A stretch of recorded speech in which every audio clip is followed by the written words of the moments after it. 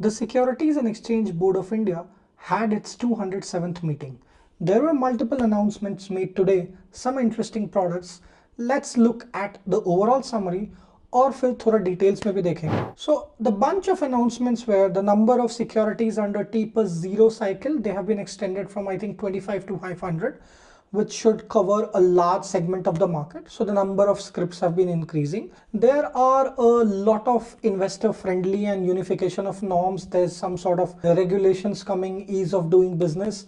There's a lot of amendments to how violations are handled. There's compliance discussions happening. There's easing of norms happening for IAs and RAs, which is a very welcome move. However, there has been no talk on F&O, or there has been no discussion on algo trading either.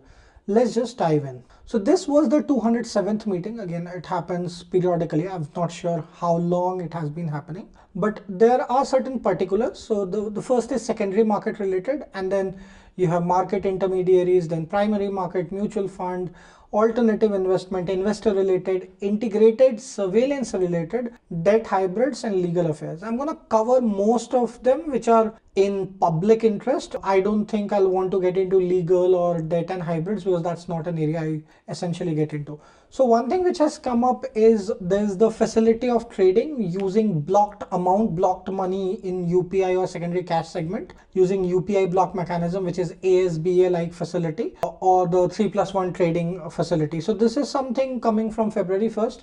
I think there's something very similar. So when you get into an IPO and then there's a block you put, so you'll be able to do something like that. So this is an interesting change coming up in terms of payment. Then is the enhancements of scope for the optional T+0 settlement cycle. So the number of scripts eligible for T+0 is increased from 25 to top 500, which is a lot. And this is in terms of market cap. Then all registered stockbrokers also can give these offers to their customers or their investors, and essentially they are free to charge a differential brokerage for the same.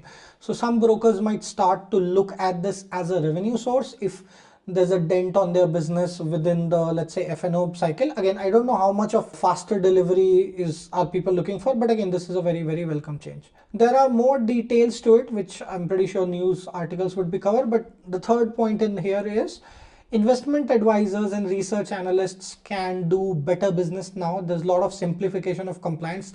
This was a very difficult space to get in. I was trying to do this myself. Again, given that I talk in this space, it's not that I care a lot for, the certifications and all that, but I really wanted to understand what is the structured framework. So these are welcome changes. So the minimal qualification required is reduced to graduate in certain fields. There is no requirement for experience for registration as IA and RAs, which used to be a huge barrier to entry. The number of base certification is only initially at the time of registration. They don't need to keep doing certifications afresh, and a certification based on incremental changes developments would be required. So if a new income scheme is coming out, if something is completely new in this space, so that is something that they might want to just try and get into. Then the net worth requirement is also going away. There used to be a certain amount of money, but now they have reduced it to the requirements of deposit. And then there's ease of compliance requirements, and IA has the flexibility to change mode of charging fees.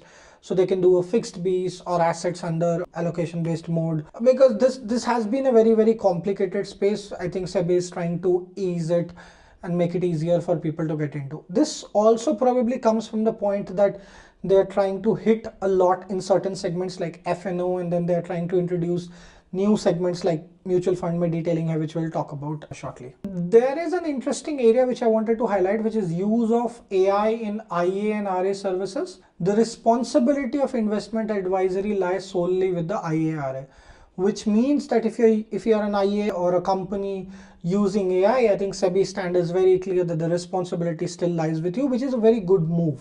And then there are guidelines for recommendation of model portfolios. There's clarity requirements, etc.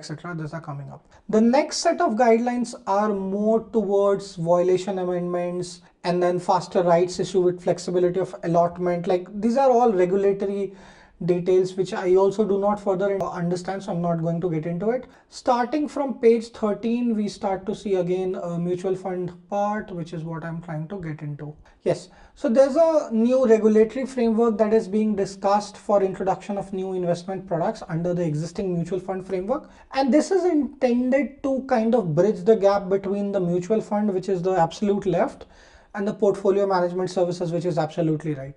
So PMS used to be a very high, is only accessible for a high net worth individual. I think most PMSs do not even entertain below 50 lakh, and you wouldn't see the results unless and until the amount of capital you're employing is much higher than that. And there are some PMSs which probably operate in 10 lakh, 25 lakh. And then mutual funds are on the extreme right where the barrier to entry is low.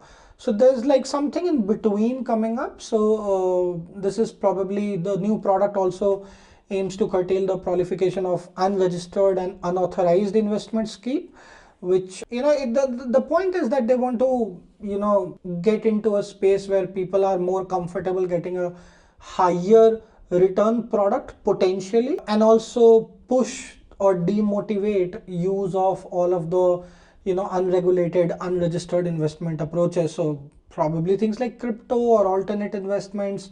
Again, alternate investments are a much broader category, so that would be an incorrect statement, I think. And then there's much more detail coming out. I'm pretty sure this will start to shape. And the offerings under the new product will be referred to as investment strategies to maintain a clear distinction from the schemes offered under traditional mutual fund. The minimum investment for the new product would still be INR 10 lakh per investor across all investment strategies of the new product, in particular AMC. So this would be an interesting thing. I think this probably is geared towards a little more mature investors who want to park money into different kind of funds or different kind of investment strategies, as the name literally says. However, it's not all the way towards PMS. And then there's another liberalized MF framework, is like mutual fund light framework for passively managed schemes of mutual fund. I don't fully understand what this entails, so I have not talked about it. And then there are a little bit of AIF related changes that have come up. I don't deal in alternate investment funds, so I don't not able to do. And then there are, again, getting into derivatives, then bonds and legal aspects that SEBI is trying to get into. So good overall change, I think some welcome changes, but complete silence on FNO space, algo trading space, which was expected. Also, given the recent news around SEBI chief, that has also not been touched. Probably there has been a debate around it, but there has been no circular published as to if there are discussions going on or what's the official stand that SEBI has around the space. All right, so that was the news. That's where SEBI is, that was the latest announcement around it. Stay tuned in the channel. I'm just trying to make more market friendly content these days. Also a little bit of thought about personal finance, but my primary and core intent is to bring technology into trading and investments. So if you are interested in learning that, hit that subscribe button, smash that like button. Until next video, this is Akash signing off. Bye bye.